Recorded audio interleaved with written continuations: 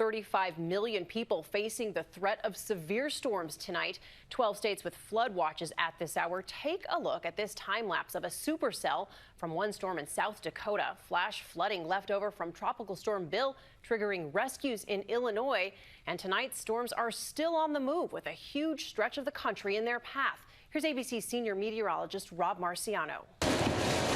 Severe weather slamming the northern plains. Hail bouncing off the ground like ping pong balls in South Dakota. That biggest one's 3 inches in diameter.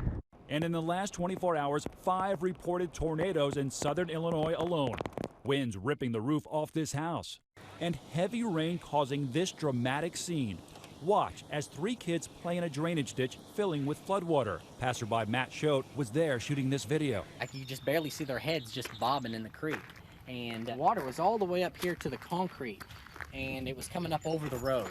Now sensing danger, 2 of the boys managing to get out, but one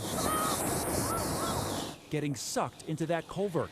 His friend grabbing his arms, trying to lift him, but can't. He's getting sucked under. Matt, run! Matt's wife telling him to run, her daughter praying. Jesus, please help this kid right now. Do not let him drown. Schote and other witnesses struggling frantically, finally pulling him out of the pipe. Tonight, that boy bruised and battered, but safe. I just thank God for just placing us here at the right time.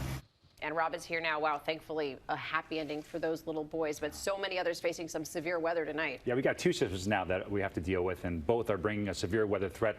Tornado watch is out for parts of Iowa and Illinois with storm number 1, and this is part of what's left of Bill.